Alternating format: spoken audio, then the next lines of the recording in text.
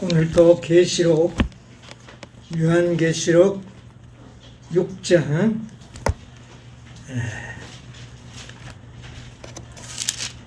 6절로부터 있는 말씀을 제가 읽겠습니다.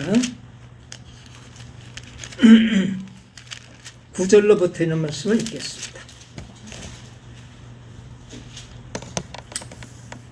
다섯째 인을 떼실 때에 내가 보니 하나님의 말씀과 저희의 가진 증거를 인하여 죽임을 당한 영혼들이 제단 아래 있어 큰 소리로 불러 가로되 거룩하고 참되신 대주제여 땅에 거하는 자들을 심판하여 우리 피를 신원하여 주지 아니하시기를 어느 때까지 하시려나이까 하니 각각 저희에게 흰 두루마리기를 주시며 가라사대 아직 잠시 동안 시대 저희 동무들과 동무종들과 형제들도 자기처럼 죽임을 받아 그 수가 차기까지 하라 하시더라.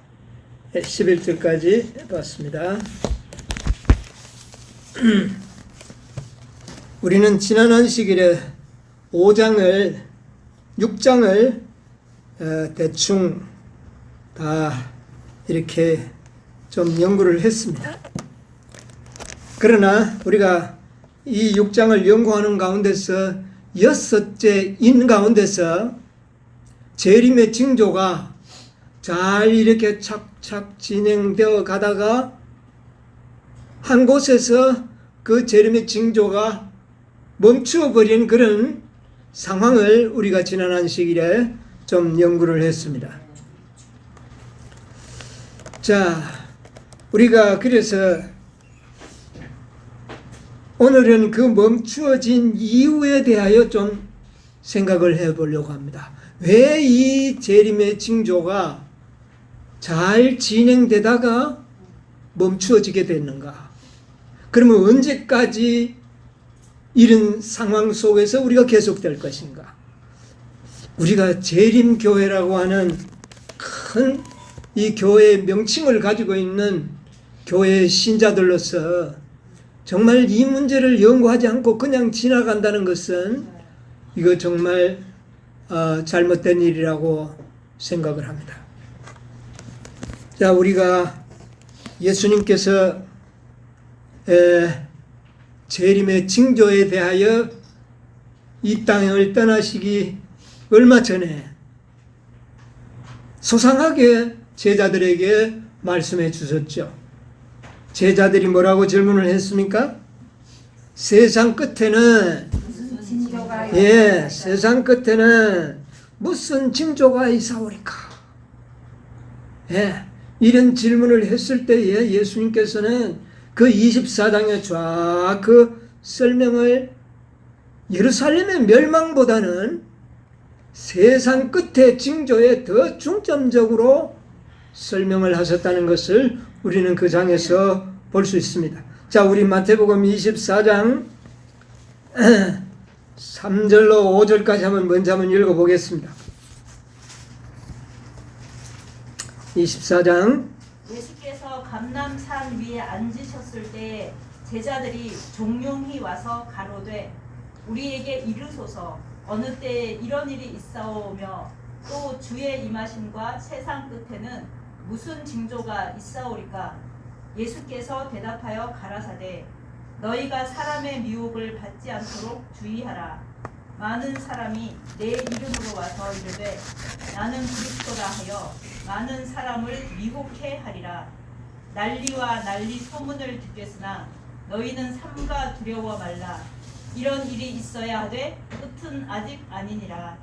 민족이 민족을 나라가 나라를 대적하여 일어나겠고 처처에 기근과 지진이 있으리니 이것이 이제 처음으로 예수님께서 세상 끝에 있을 일을 이렇게 잘 설명을 해 주셨습니다.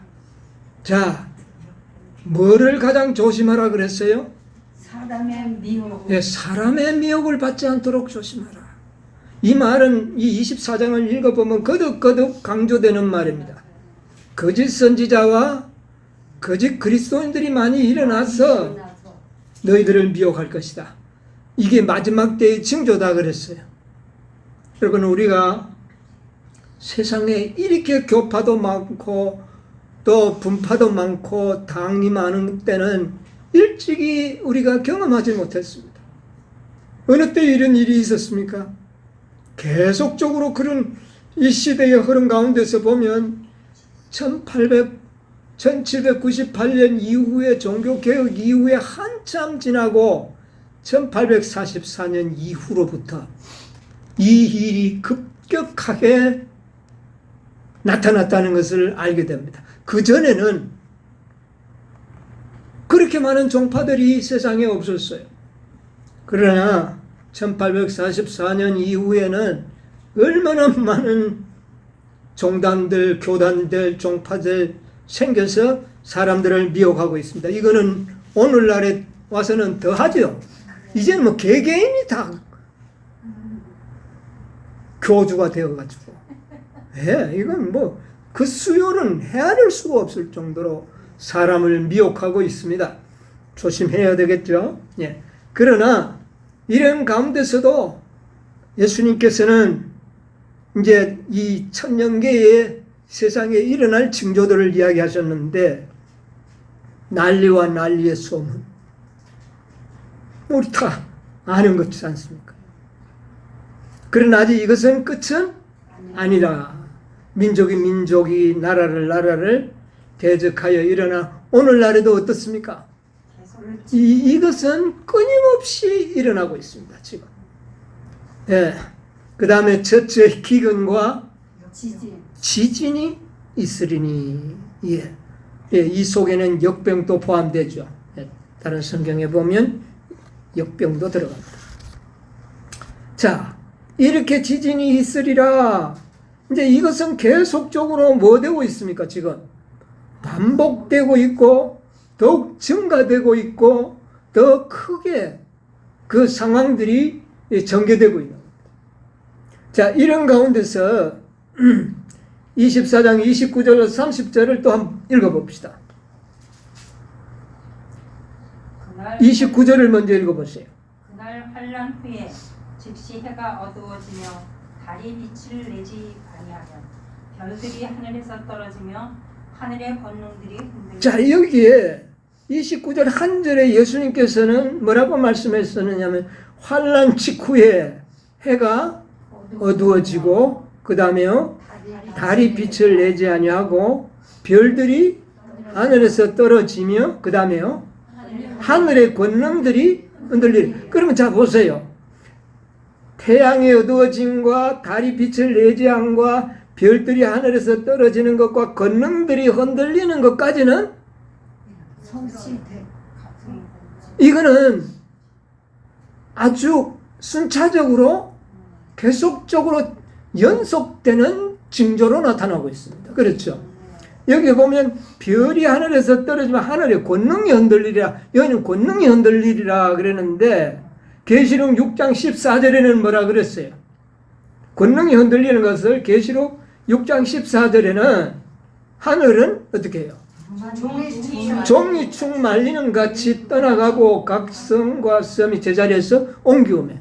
자, 그러니까 이것은 예수님의 재림의 직전에 일어날 일이잖아요. 종이축이 말려가는 것.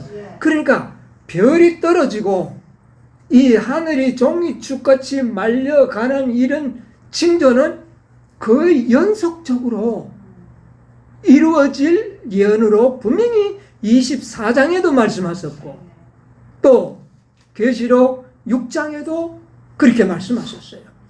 예. 그러면 별이 떨어지고 이 태양이 어두워진 것부터 해서 이 종이축이 말리는 것까지는 연속적으로 착착착착 아주 지연되지 않고 이루어질 사건으로 분명히 이 문장은 이야기하고 있습니다. 그런데 별이 떨어진 지가 지금 몇 년이 됐습니까? 1790년이 됐죠. 1833년에 별이 떨어졌으니까 지금 1780년입니까? 예, 뭐 거의 200년. 이것은 굉장한 그 마지막 징조에서 별이 떨어지면서부터 이것까지의 길이가 상상 이외로 어떻다는 겁니까? 길다는 것을 우리는 직감적으로 알게 되는 겁니다. 그래서 예수님께서 별이 떨어지리라 하고 난 다음에는 뭐라고 말씀했느냐면은 내가 곧 문 밖에 이른 줄 알라. 문 밖에 이르렀다. 예. 이제 곧 재림이 임박했다는 것을 강조하신 말씀이죠. 그런데 문 밖에 이르러 와가지고 너무 시간이 이거는 필요 이상의 시간이 지체되고 있다. 이것을 우리는 부인할 수가 없어요. 자, 그래서 왜 이렇게 지연되고 있는가? 이것을 우리가 생각하지 않을 수가 없는 겁니다. 분명히 중단되고 말았어요. 자, 우리 대쟁투 334쪽에 있는 말씀 한번 보도록 하겠습니다. 대쟁투 334쪽에 있는 말씀. 그리하여 예수께서 당신의 제자들에게 이와 같이 너희도 이 모든 일을 보거든 인자가 가까이 곧 문 앞에 이른 줄. 자, 여기 분명히 이야기했죠. 선지자도 이것을 강조하지 않습니까?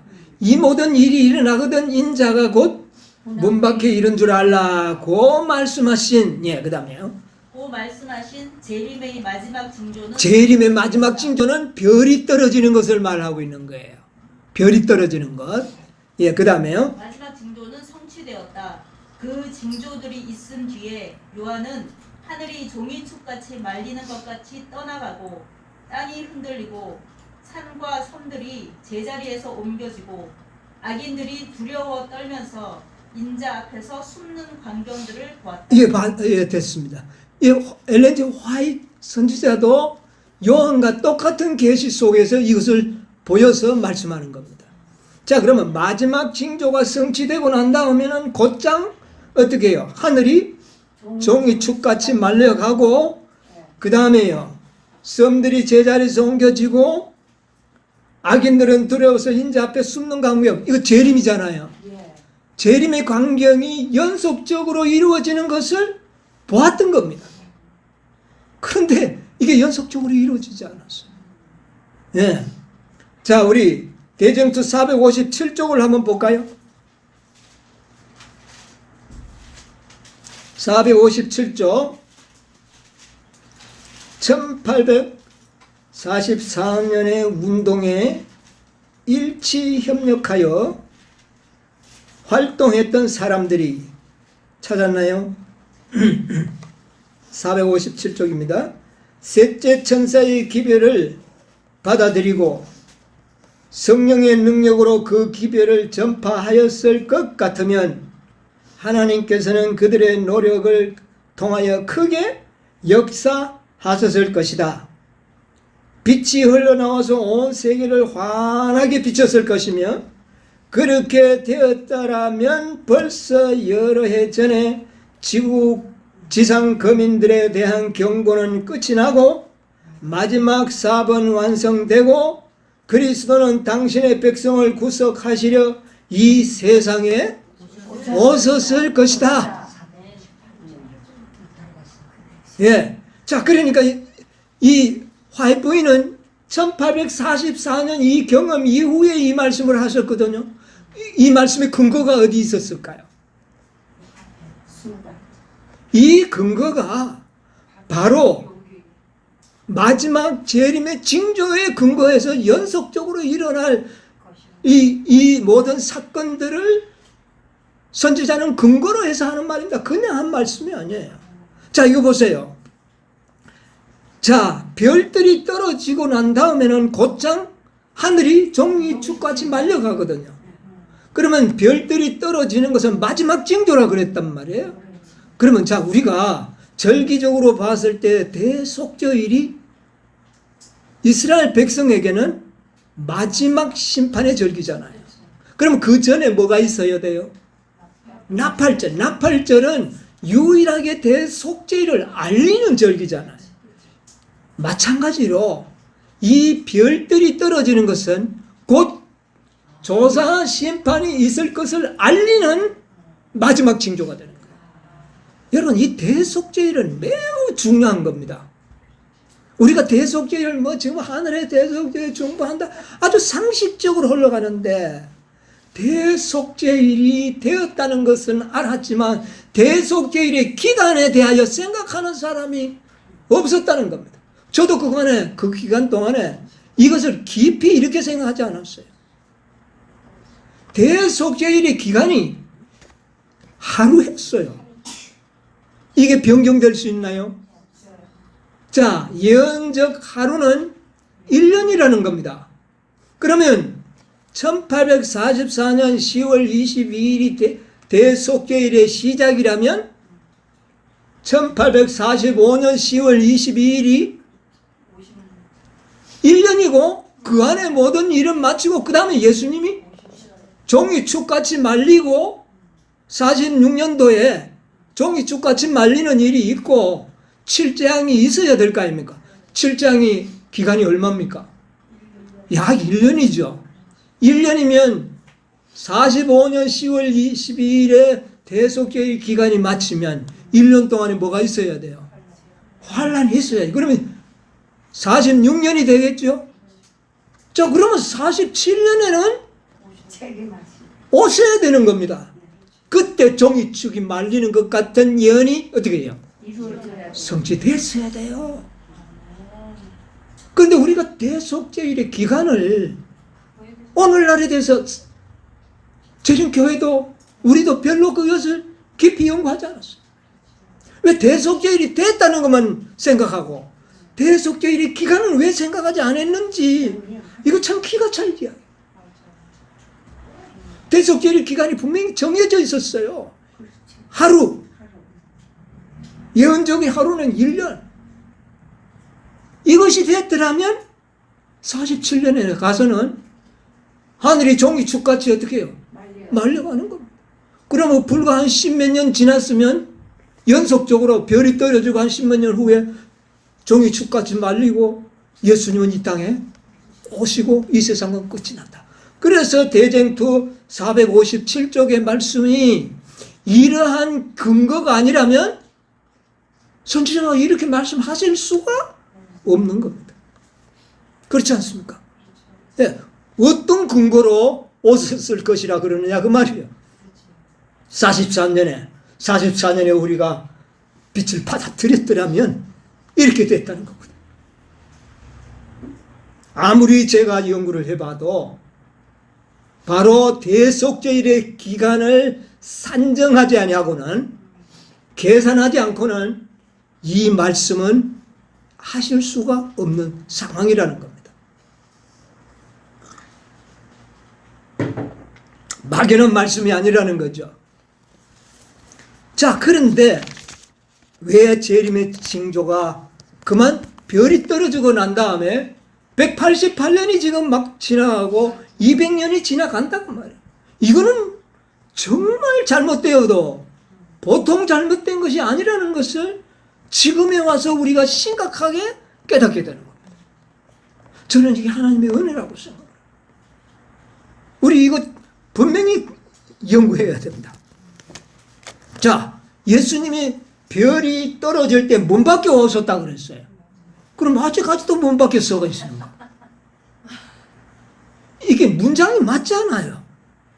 네. 인자가 그 문 밖에 이런 줄 알라. 네. 그런데 200년이 흘러가고 재림교회는 이 이유를 알아야 재림교회라는 타이틀을 가질 자격이 있는 겁니다. 그렇지 않습니까? 왜 재림이 지체되고 있는지 이유도 모르고 재림교회라 그러면 이 이름 이거 바꿔야 돼. 내가 봤습니다. 자, 그 이유를 우리는 어디에서 찾느냐? 다섯째 인에서 찾아야 되는 겁니다. 다섯째 인. 6장에 나오는 다섯째 인에서 우리가 찾아야 됩니다. 자, 여기에서 보니까 다섯째 인을 뗄 때에 어떤 일이 일어납니까?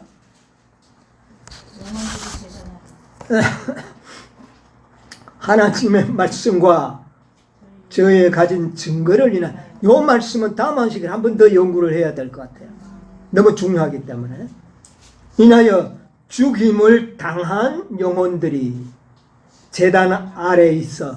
자, 죽임을 당한 영혼들이라는 것은 분명히 순교자들이 맞죠. 그러면 어느 시대에 순교당한 자들을 말할까요? 에베소 시대, 서마나 시대, 버가모 시대, 두아디라 시대, 앞에 첫째, 둘째, 셋째, 넷째 인 동안에 죽임을 당한 순교자들이 여기에 적용을 해야 되는 겁니다. 그렇잖아요? 그래서 넷째 인까지가 나왔거든요. 자, 넷째 인 동안에 순교당한 많은 영혼들이 제단 안에서 이제 호소를 하는 장면이 나옵니다. 큰 소리로 불러 가로되 거룩하고 참되신 대주제여 땅에 거하는 자들을 심판하여 우리 피를 신원하여 주지 아니하시기를 어느 때까지 하시려나이까. 여러분 이 10절을 한번 보세요. 10절을 자세히 보면 대주제여 누구를 심판하라? 땅에 거하는 자들을 심판하라. 전번에도 얼핏 제가 이야기했지만은 땅에 거하는 자들을 심판한다는 것은 죽은 자가 아니고 땅에 살아가고 있는 자들을 심판하여 땅에 거하는 자들을 심판해 달라는 겁니다. 땅에 거하는 자들을 심판하는 것은 무엇으로 어떻게 심판이 이루어지죠?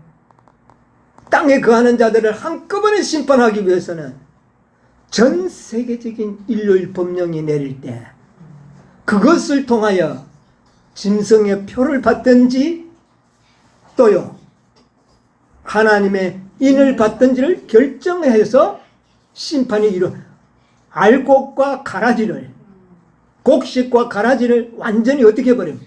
구별하는 일이 일어날 것을 그것을 빨리 해가지고 그러니까 제단 아래에 있는 이 순교자들이 하나님의 구속의 경륜을 알고 있다는 겁니다. 이게 의인법이거든요. 뭐 죽은 영혼들이 무슨 소리를 합니까? 이것은 하나님이 요한에게 무엇인가를 깨닫게 하기 위하여 사용하는 의인법입니다. 그러니까 제단 아래에 있는 자들은 살아있는 자들이 심판받아야 할 것도 이미 보니까 알고 있어요. 그들을 심판해서 빨리 구분하여 우리의 뭐를요? 신원을 들어주십시오.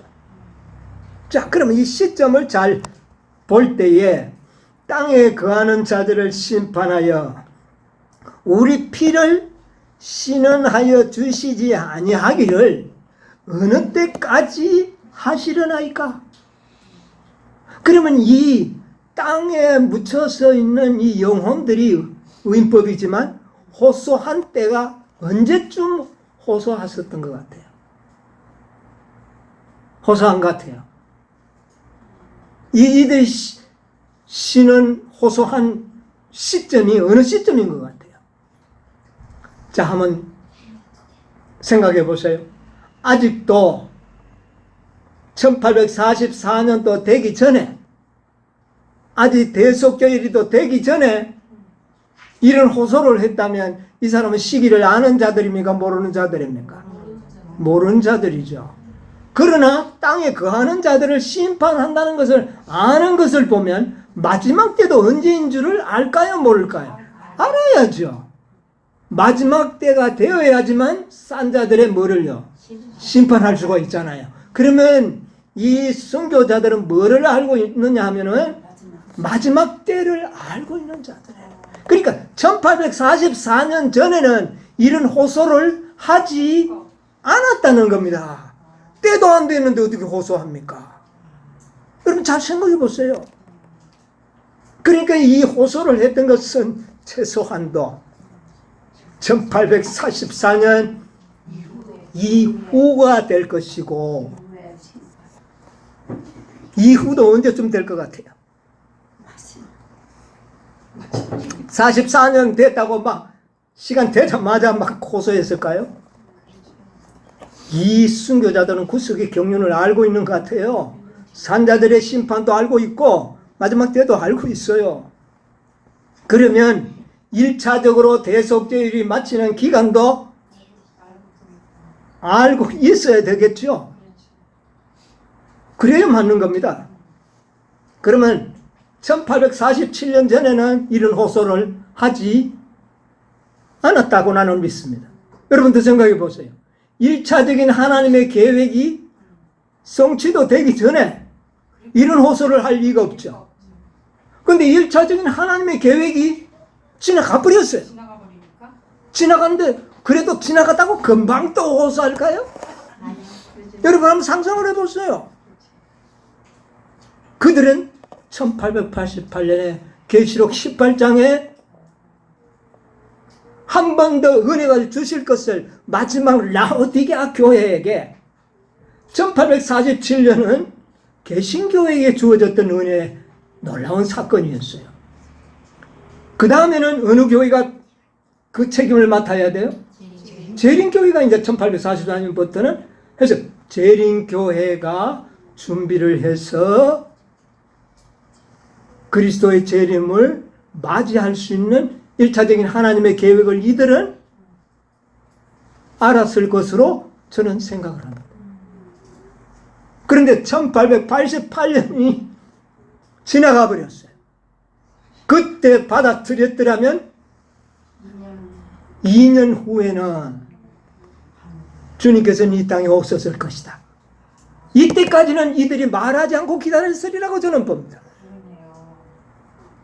그때까지는 하나님의 계획이 있었어요. 재림교회에게 기회를 줘서 다시 한번 이언을 성취시키고 인치는 사업을 마치고 7째 교회에 기회를 주는 것은 재림교회의 기회는 1888년입니다. 1844년에 재림교회는 책임이 없어요. 그렇잖아요? 1844년에는 재림교회는 아무런 의무가 책임이 없습니다. 아주 조직도 안 됐어요. 그때는 개신교회들이 책임을 져야 할 문제입니다. 그러나 재림교회는 1888년에 그 연의 문제는 책임을 져야 됩니다. 아멘. 그렇지 않습니까? 아멘. 이들은 개신교회는 책임이 없어요. 이제 1888년에 재림의 지연을 시킨 책임은 재림교회가 져야 하는 겁니다. 다시 말하면 우리가 져야 된다는 것 말이에요. 아멘.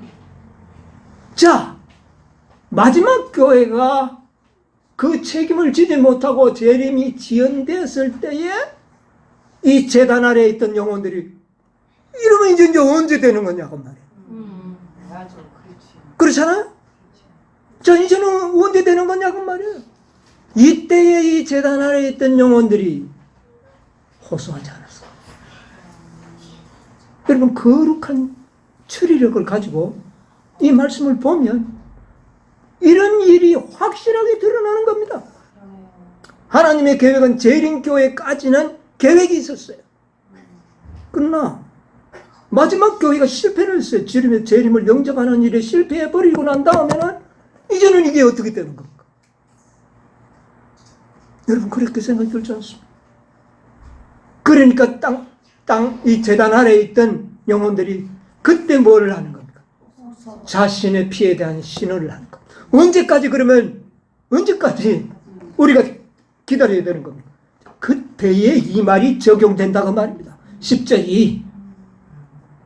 여러분 이해하십니까? 네, 저는 이렇게 분명하게 선명하게 이 모습이 보입니다. 자, 우리의 피를 신원하여 주지 아니하시기를 어느 때까지 하시려나이까. 근데 때를 가르쳐 줍니까? 때를 안 가르쳐 줘요, 이들에게. 때가 없어요. 이제 계획된 때는 지나가 버렸어요, 이제. 이제는 하나님이 본래 계획했던 때는 다 지나갔어요. 그러니까 때를 알려주지 아니하고 이제는 상황, 이런 상황이 되면 내가 온다. 그러니까 상황을 이야기하는 거예요.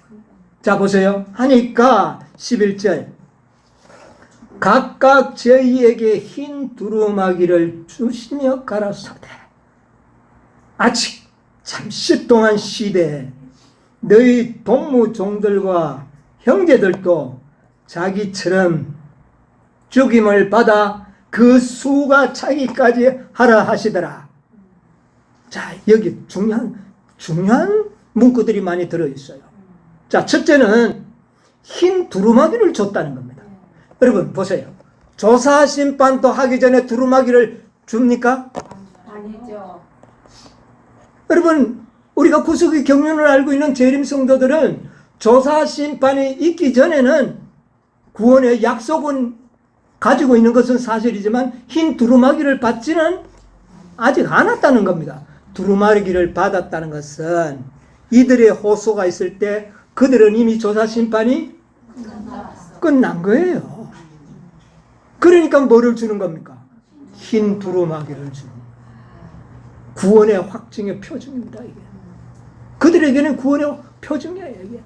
두루마기를 주면서 하시는 말씀이 아직 얼마 동안? 지난한 시간에도 이야기했어요. 오래 기다리라 그랬어요. 잠시 기다리라 그랬어요.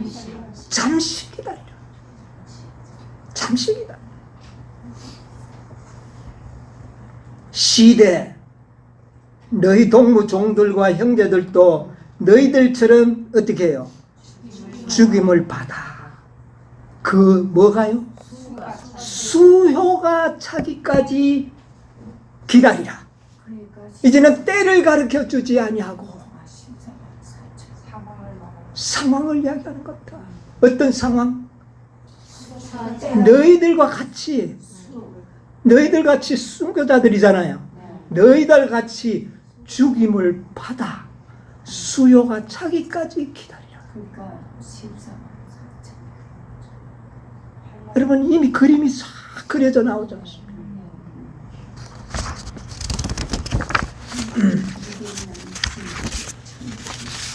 이 순교자들이 신원한다는 말은 복수해달란 말입니다. 어떤 복수일까요?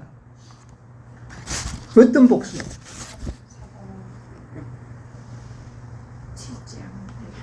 사단을 죽이고 악인을 죽이는 그런 복수, 그것도 복수도 될 수 있겠죠. 실물교훈 179쪽에서 80쪽에 이런 말씀이 있는데 좀 한번 보도록 하겠습니다. 실물교훈 179쪽에서 80쪽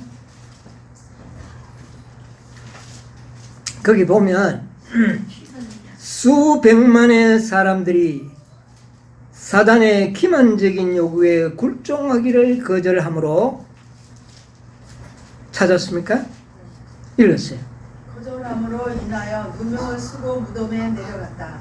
인간의 법정에서 하나님의 자녀들은 죄인 중에서도 가장 나쁜 죄인이라는 선고를 받아왔다.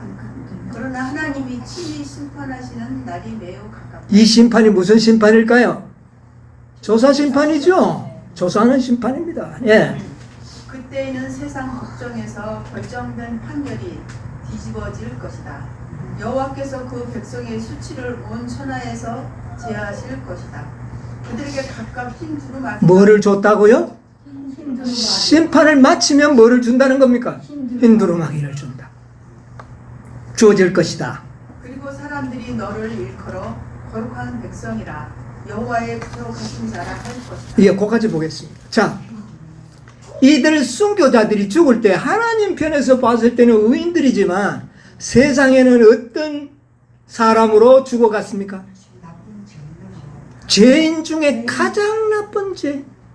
이 세상에는 살 자격이 없는 죄인으로 낙인을 받아 죽임을 당했다는 겁니다. 억울하다. 얼마나 억울합니까? 그렇죠. 그러니까 이것을 어떻게 해달라? 신원에 바꾸어 달라는 겁니다. 예. 그래서 하늘 법정에서 조사 심판을 통하여 이들이 의로운 자라는 사실이 판명이 되고 그들에게 흰 옷을 줄 때, 흰 두루마기를 줄 때 그들은 마음의 기쁨을 누리는 거예요. 왜? 자신이 거룩한 법정에서 무엇으로 바뀌어졌습니까? 죄인이 아니라 의인으로 판정이 달라져 버린 겁니다. 이것을 빨리 해달라는 겁니다. 그리고 우리를 이제 최종적으로 언제까지 우리를 이런 흙 속에 재단 아래 놔두실 겁니까? 우리를 어디에 데려가라는 말입니까? 하늘에 데려다 달라는 것이죠. 그들이 그게 신원입니다. 자, 그런데 하나님께서는 대답하기를 너희 동무 종들과 같이 형제들과 같이 그들이 죽임을 받아 어떻게 해요? 그 수가 차기까지 기다리라. 근데 이것도 잠시 기다리라 그랬어요. 근데 이것도 오래 가버렸어요. 아까 우리가 이야기한 대로 1888년 이후에 이런 신원이 올라갔다 하더라도 지금 얼마가 지나갑니까? 100년이 더 지나가고. 이것은 잠시라고 말하기는 좀 힘들어요.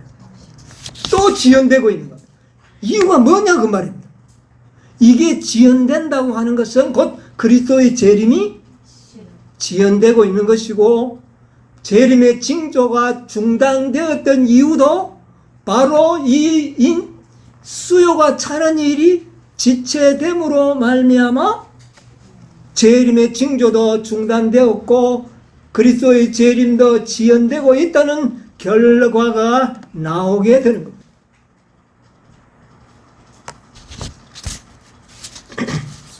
자, 우리가 지난 안식일에 제가 대략 이야기했습니다.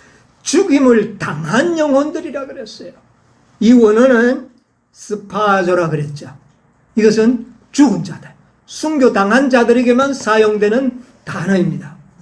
그런데 여기에 11절에 나오는 죽임을 받아 하는 이 단어는 스파조가 아니고 아포크테이노입니다. 자, 이 아포크테이노라는 말은 뭐를 의미한다고요? 죽은 자들도 아포크테이노 들어갈 수도 있죠. 많은 죽이기로 이미 작정되고 결정된 사람들은 다 죽임을 받은 자들로 이야기하고 있다는 겁니다. 그 결정적인 증거의 말씀은 요한계시록 13장 15절이에요. 다시 한번 읽어볼까요? 계시록 13장 15절. 저가 권세를 받아 그 짐승의 우상에게 생기를 주어 그 짐승의 우상으로 말하게 하고 또 짐승의 우상에게 경배하지 아니하는 자는 몇이든지 다 죽이게 하더라.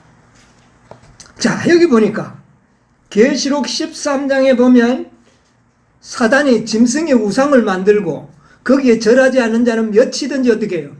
다 죽이게 하더라가 아포크테이노. 아직 죽진 않았죠. 이미 죽이기로 작정되고 계획되고 계획이 세워졌다면 그 대상자들은 죽임을 뭐 한 겁니까? 받은 자들이라 그렇게 표현한다고 말해요. 자, 그런 표현을 예수님이 가장 많이 당했어요. 여러분 한번 찾아봅시다. 요한복음 5장 18절 한번 볼까요?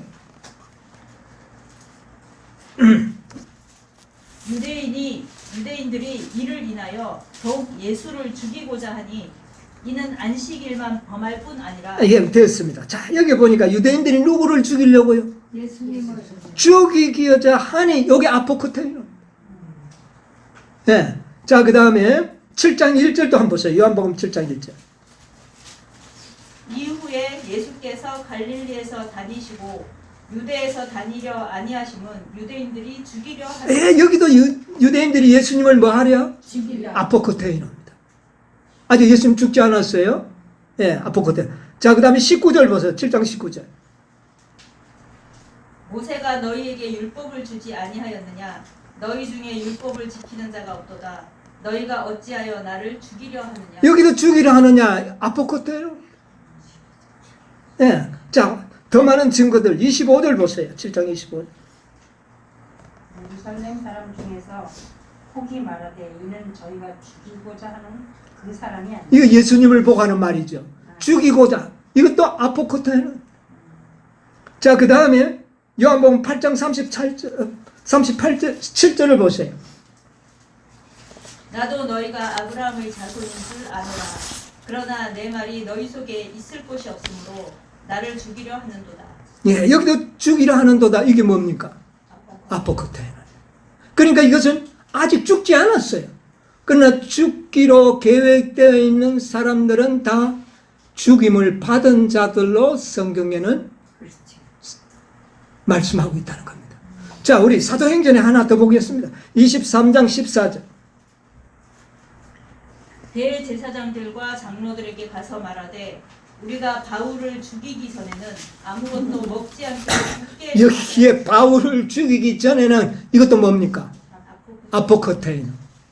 그러니까 계시록 6장 11절에 나오는 죽임을 받은 영혼은 순교자들을 말하는 것이 아니라 순교 당하기로 작정되어 있는 사람들의 수요를 말하는 것이다 그 말입니다. 이제 상당히 수수께끼가 풀려나갈 겁니다. 죽임을 당한 순교자들이 아닌 순교자들의 수요가 있는갑다. 많은 사람들이 이렇게 추측합니다. 그게 아니고 죽이기로 작정되어 있는 사람들의 수요. 죽이기로 작정된 사람들이 정해져 있는 사람들이 있어요. 그렇죠. 그들의 뭐가 차기까지? 수가 수가 차기까지. 여러분 이 수수께끼가 얼마나 아름답게 풀려가지 않습니까?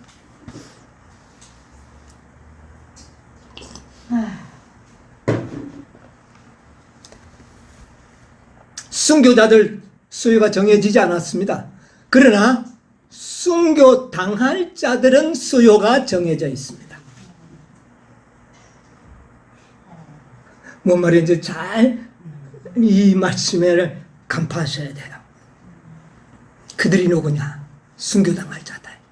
예. 이미 예정되어 있는 자들. 아포크테이노를 당할 계획된 자들의 수요가 차기까지 기다리라.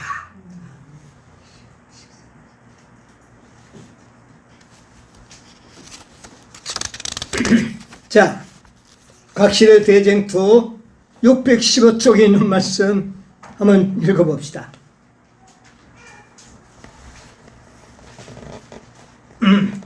615쪽에 마침내 넷째 계명이 안식일을 성별하는 사람들에 대하여 일종의 법령이 반포될 것이다.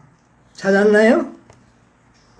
마침내 넷째 계명인 안식일을 성별하는 사람들에 대하여 일종의 법령이 반포될 것이다.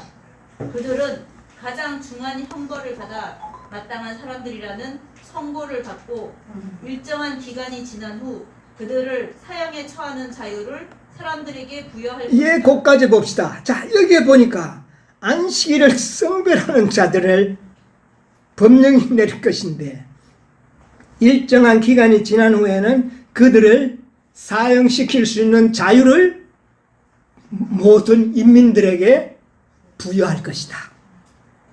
자, 이때 이들이 누굽니까?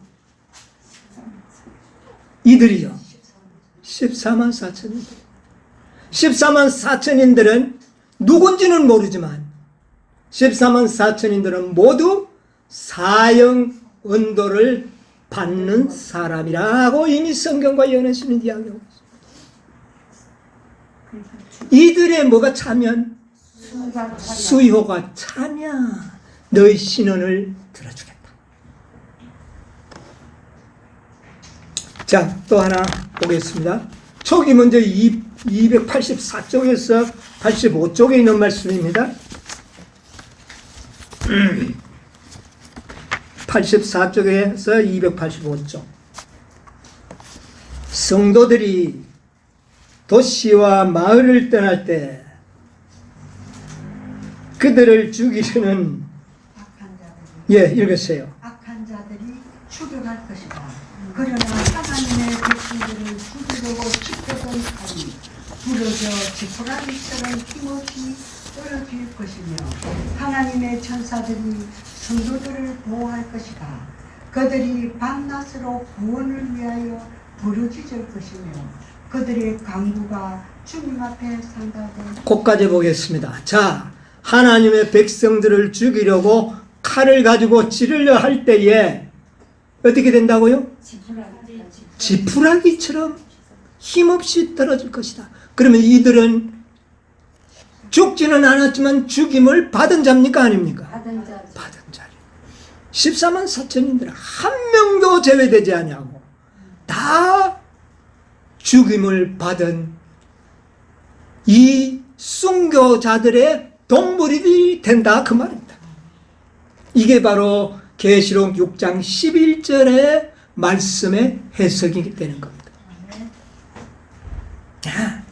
자, 그 다음에 초기 문제 282쪽에서 283쪽에 있는 말씀.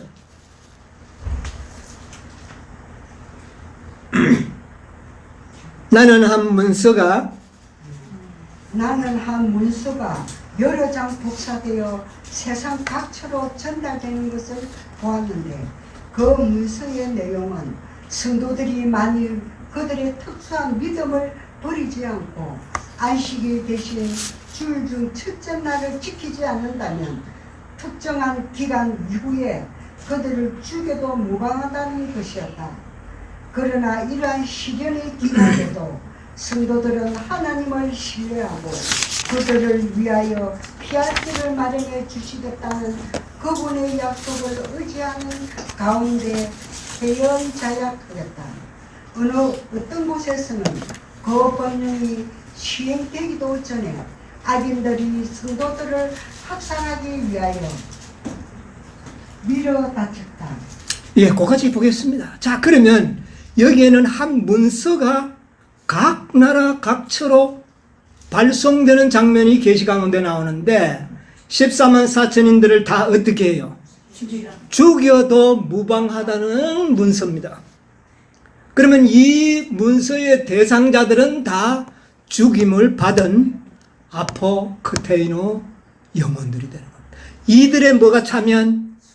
수요가 차면 너희들의 신앙을 들어주겠노라.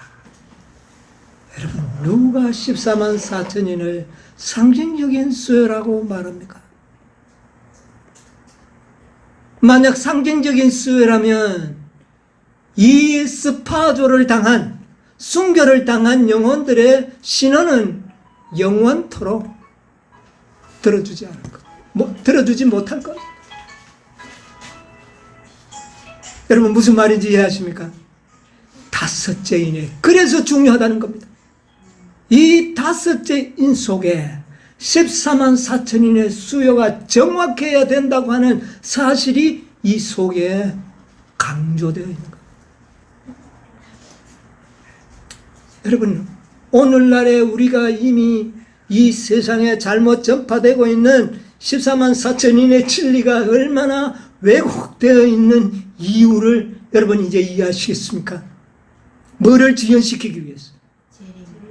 재림을 지연시키고 징조가 더 이상 진행되지 못하도록 막고 있는 가장 무서운 사단의 가르침이 바로 14만 4천인을 왜곡시키는 것에 있었다고 하는 사실을 깨닫게 되는 겁니다.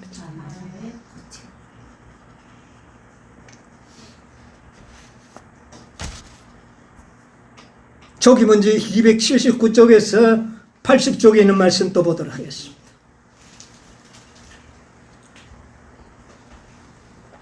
나는 천사들이 하늘에서 왔다 갔다 하는 것을 보았다. 한 천사가 잉크통을 가지고 지구에서 돌아와 예수님께 자기의 일이 끝났음을 보고하고 성도들의 수가 차서 인치는 사업이 마쳤음을 보고했다. 그러자 나는 십계명이 들어있는 법궤 앞에서 봉사하시던 예수께서 향로를 내던지는 것을 보았다. 그는 그의 손을 치켜들고 다 이루었다 하고 큰 소리로 부르짖었다. 그리고 예수께서 불의한 자는 그대로 불의를 하고 더러운 자는 그대로 더럽고 의로운 자는 그대로 의를 행하고 거룩한 자는 그대로 거룩하게 하라고 엄숙하게 예, 됐습니다. 네. 자, 여기 이 말씀 뭐가 수요가 찰 때 한 천사가 예수님께 올라와서 보고를 하는데 성도의 수가 성도들의 수요가 차서 인치는 사업이 마쳤음을 인침을 받은 자의 수요가 있다는 것을 여기에 확실하게 이야기하고 있지 않습니까? 인치는 자의 사업이 마쳤다는 거예요. 그 수요가 찼기 때문에 마쳤다는 거예요. 자, 계시록 6장 이 5째 인과 너무나도 조화를 이루지 않습니까? 성경과 예언의 신의 모든 것이 전혀 빈틈이 없이 조화를 이루고 있는 겁니다. 수요가 차서 그리할 때에 다 이루었다. 불의한 자는 그대로 불의하고 의로운 자는 그대로 어떻게 해요? 의를 행하라. 뭐가 찰 때? 수요가. 이들이 바로 아포크테이너 죽음을 받은 자들입니다. 바로 순교자들의 동무들이요 형제들이라는 겁니다. 자, 살아남는 이들 402쪽에 있는 말씀. 살아남는 이들 402쪽에 여기도 비슷한 말이 있는데 더 증거를 확실하게 하기 위해서 한 번 더 읽어드립니다. 나는 천사들이 하늘에서 분주히 왕래하는 것을 보았다. 그 허리에 기록자의 먹그릇을 찬 한 천사가 땅으로부터 돌아와 성도들을 계수하고 뭐하고? 계수하고 인치는 자기의 사업을 마쳤다고 예수께 보고했다. 뭐 치는 사업? 인치는 사업. 인치는 사업은 인침을 받은 자들이 계수되고 있다는 것을 분명히 이야기하는 겁니다. 그 계수하는 일이 마쳐졌을 때에 마지막 천사가 예수님께 와서 그 보고를 하는 겁니다. 그때 예수님께서 뭐라 그래요? 향로를 내려오시는 걸 보았다. 그는 손을 높이 드시고 큰 소리로 다 이루었다. 그리고 불의한 자는 그대로 불의를 하고 의로운 자는 그대로 의로우라. 아, 여러분, 이게 어디 한 곳에 어떤 뭐 그런 숨겨진 비밀을 끄집어낸 것이 아니라 너무나도 표현화되어 있고 우리가 평소에 있던 말씀을 계시록 6장과 그 5째 인과 결부시켜 보니까 분명한 진리가 나타나지 않습니다. 14만 4천인의 뭐가 찰 때? 수요가 찰 때 그 동무들의 신원이 풀어질 것을 잠시 동안 기다려. 자, 그러면 정말 이게 성경적으로 옹호받을 수 있느냐? 수요가 정해져 있느냐?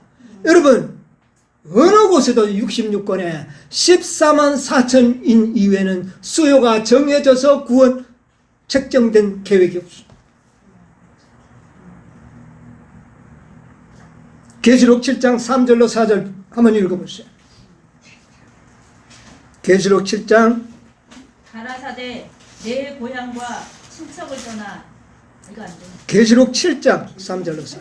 가로되 우리가 우리 하나님의 종들의 이마에 인치기까지 땅이나 바다나 나무나 해하지 말라. 자, 여기 보니까 인치는 동안에는 큰 바람이 뭐 어떻게 해요?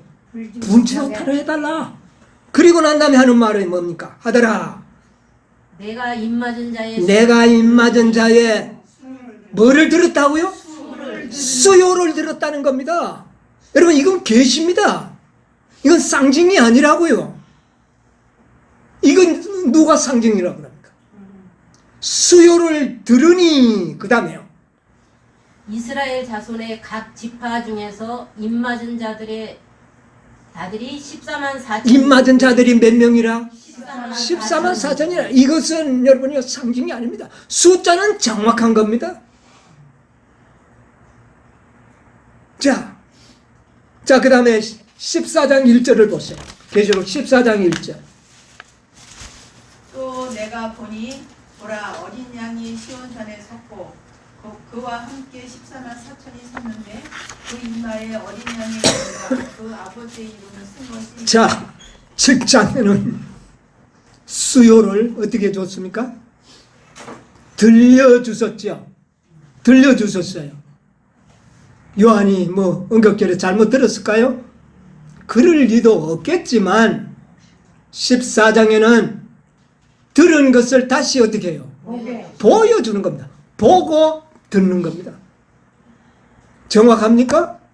여기에는 어떤 인간들이 개입하면 안 되게 됐어요. 이 숫자는 보니 14만 4천이 섰는데, 그것도 뭐 보다가 보니 또 뭐 잘못 볼 수도 있다 이럴는지도 몰라요. 또 3절을 보세요. 14장 3절. 저희가 보좌와 내 생물과 장로들 앞에서 새 노래를 부르니 땅에서 구속함을 얻은 14만 4천인 밖에는 등에 이 노래를 배웠다.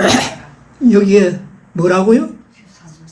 새 노래를 부르니 땅에서 구속함을 얻은 14만 4천인 밖에는, 이거는 더 이상 인간들이 해석을 하면 안 돼요. 이걸 바꾼다는 것은 성경을 바꾸는 겁니다. 14만 4천인 밖에는 없더라. 이걸 상징으로 돌려가 상징으로 바꾸는 건 성경을 바꾸는 거예요. 그렇지 않습니까? 그렇죠. 네. 자, 그래도 또 혹시 그럴까 해서 7장 5절에 보면 14만 4천인의 개수가 나오죠. 유다 지파 유다 중에 지파. 인 맞은 자가 1만 2천. 자, 야곱의 12아들이 1만 2천, 1만 2천 하니까 몇 명입니까? 14만 4천.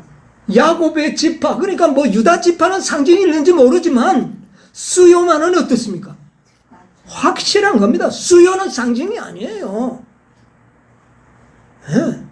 수요는 정확하게 기록을 한 겁니다.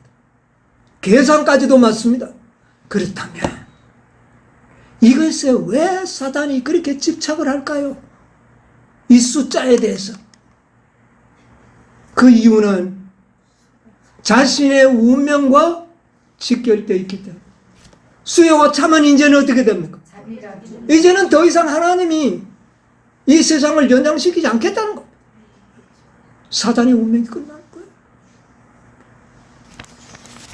저기 먼저 58쪽에 보면은요, 인치는 시기는 매우 짧으며 곧 지나갈 것이다 그랬어요.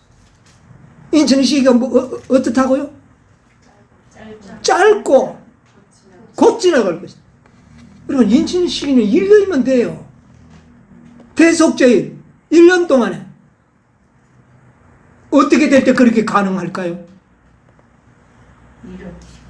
어떻게 1년 동안에 인치는 사업이 가능하냐 그 말이에요. 지금 뭐 이렇게 200년이 178년이 지나가는데 안 되는 일이 어떻게 짧은 시간에 마칠 수 있었느냐 그 말이에요. 아니에요. 이럴 법령은 나중에 있는 거예요. 하나님의 신앙. 그럼 지금부터 신을 빨리 내어버리면 되잖아요. 하나님의 계획은 뭡니까? 교회가 이 진리를 받아들였더라면,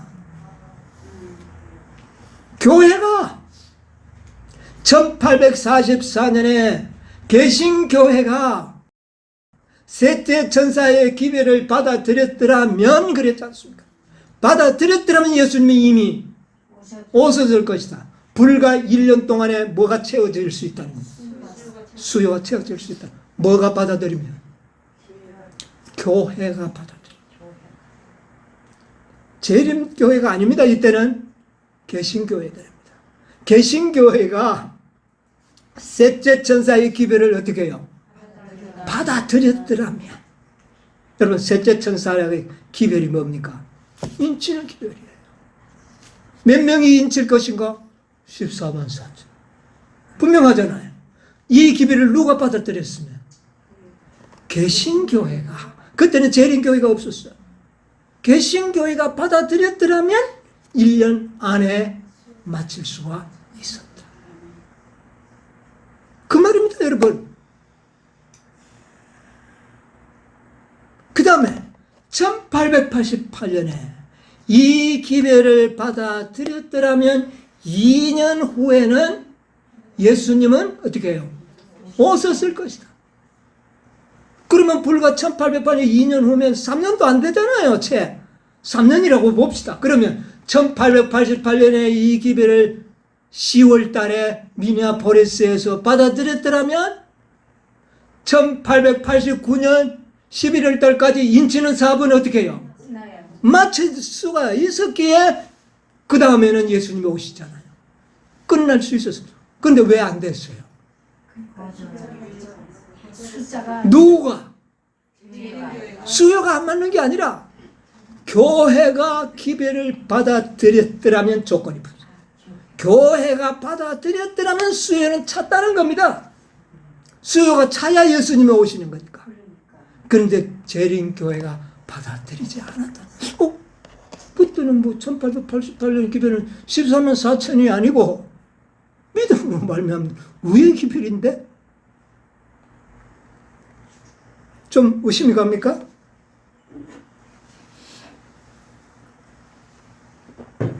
(1844년) 셋째 천사의 기별과 함께 인치는 기별은 40년 동안 전해져 왔습니다. 1888년도까지 인치는 기별은 넷째 계명 안식일과 함께 중요한 진리로 재림교회 안에 가르쳐 왔습니다. 40년 동안. 이제 뭐만 받아들이면 믿음으로 말미암는 의의 기별 능력만 받아들였더라면 모두가 다 14만 4천인의 인을 받을 수가 있었다 그 말입니다. 여러분,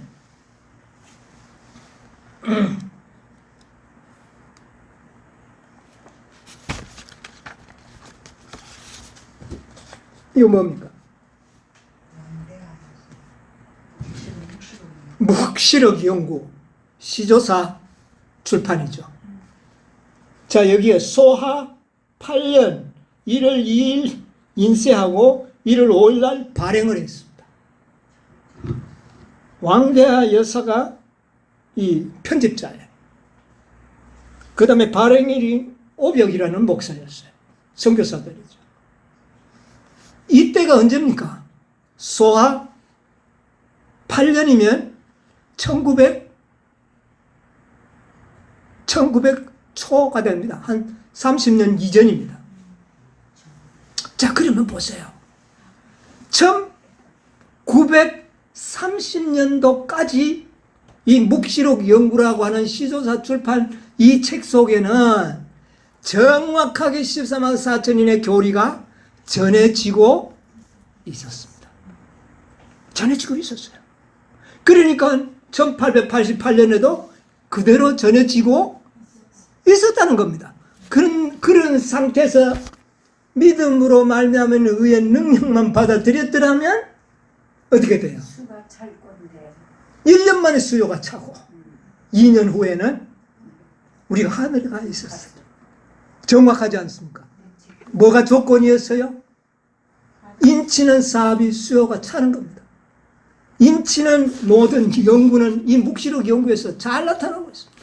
여기에 보면은요, 14장 마지막 기별의 경고, 여기에 보면 14만 4천인의 진리를 증거하고 있는데 오늘날 우리가 믿고 있는 그대로 전하고 있습니다. 글자 획 하나 틀리지 않고 정확하게 14만 4천인을 실제적인 수요요, 죽은 자들도 포함되고 있다는 것을 잘 설명하는 책이 이 책입니다. 그러면 이런 내용이 1888년 당시까지는 잘 전해지고 있었어요. 여기에서 1888년에 믿음으로 말미암는 의의 기별만 받아들였더라면 수요가 찼다. 수요가 차지 않으면 예수님은 오실 수가 없다는 겁니다. 왜 2년 후에 예수님은 오실 수가 있는데 지금 2022년이 되는데도 왜 안 오시느냐고 말이에요. 이유가 뭐예요? 교회가 수요가 안 찼기 때문입니다. 수요가 안 찼다는 게 재림의 지연의 원인은 수요가 안 찼기 때문에. 이제 분명합니까 여러분? 이게 이해가 돼야 돼요. 에?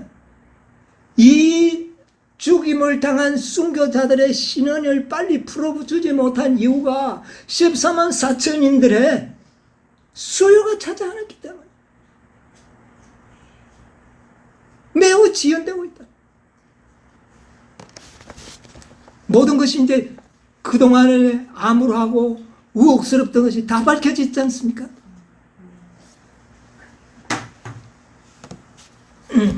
여기에 보면 1897년도에 화이트는 이런 말씀을 하셨어요. 주의 사업은 방해를 받고 있으며 뭐라고요? 방해받고 있대. 받고 있으며 인치는 시기가 지연되고 있다. 인치는 사업이 시기가 자꾸 지연된다는 거예요. 뭐 때문에? 방해를 받고 있기 때문에. 누가 방해합니까? 이제 대답이 나오죠. 넷째 계명, 제7일 안식일 넷째 계명은 하나님의 인입니다. 그렇죠? 이 인을 지키는 교회를 개신교회들이 뭐라고 이야기합니까? 이단이라고 그럽니다. 누가 방해하고 있습니까? 교회가. 1844년부터 계속 이 진리를 방해했던 교회는 개신교회들. 뭔 말인지 이해가시죠? 그들의 방해가 없이 그들이 받아들였더라면 예수님 마저 했을 거 아닙니까? 이런 방해 속에서 재림교회가 악전고투하면서 넷째 계명과 이 힘치는 기별을 전해왔던 겁니다. 몇 년 동안? 40년. 1888년이 됐어요. 이제 교인 수가, 재림교회가 수요가 불어났습니다. 이제 이들에게 기회를 준 거예요. 이들이 뭐 하면? 받아들이면 2년 후에는 예수님이 오시도록 하나님이 계획을 세운 겁니다. 그런데 이 땅에 하나님의 대리자인 교회가 1888년에 기별을 거절함으로 말미암아 인치는 사업이 지연된 겁니다. 결과적으로 누가 방해하게 되는 겁니까? 교회가 방해하는 겁니다. 교회가 방해하지 않았다면 왜 이 인치는 진리가 변경됩니까? 왜 상징으로 변화됩니까? 누가 바꾼 겁니까? 교회가 바꾼 거 아닙니까? 왜 이것이 구원과 별 관련이 없는 그런 진리라고 왜 이야기합니까? 왜 이 진리를 안 가르칩니까? 진리를 맡은 교회가. 누가 방해하고 있어요? 교회가. 그래서 지연되고 있는 거예요. 징조도 중단돼요. 예수님은 죄는 지연되고 있는 겁니다. 앞으로 이 문제는 계속 우리가 연구되어야 할 주제들입니다. 이제 모든 이유를 이해하시겠습니까? 이 수요가 차기까지는 결코 예수님은 오실 수 없습니다. 그런데 지금 거의 이 수요가 채워지기에 불가능한 상태가 거의 되어버렸습니다. 이제는 14만 4천인 교리를 전하는 교회는 신천지밖에 없어요. 세상에 나가서 들어보세요. 신천지만이 14만 4천 거리. 여호와 증인들이 14만 4천 거리입니다. 그런데 하나님의 교회라고 하는 교회에서는 이 진리를 가르치는 것을 들어보기가 지금 현재는 힘들어졌어요. 수요가 차겠습니까? 그러면 수요가 어떻게 채워져? 그러나 그것을 믿고 있는 극소수의 남은 무리가 있다는 겁니다. 극소수요. 이런 모든 사실을 알고 있는, 재림의 지연의 원인을 알고 있는 극소수의 무리가 있다는. 그러나 수요가 넘어져. 이룰 수가 없어요. 그러니까 뭐로 이룰 수밖에요? 하나님의 신으로. 나의 신으로 이루겠다.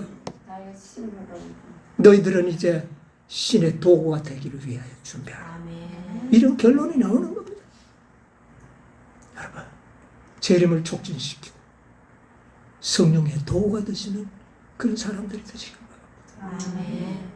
그 일을 하도록 하기 위하여 왜 재림이 지체되는 원인도, 재림의 징조가 중단되는 원인도 우리에게 가르쳐 주지 않습니까? 이제 이것을 아는 백성이 이 일을 이루어야 아멘. 사명을 가지고 우리 힘으로는 불가능합니다. 나의 신으로 이루어진 그 신의 도구가 되는 여러분, 이런 놀라운 구속의 경륜을 이루는 마지막 남은 무리들이 되시고 죽임을 당한 그런 동무들, 순교자들의 동무들이 되시기를 간절히 바라면서 말씀을 마치겠습니다. 아멘.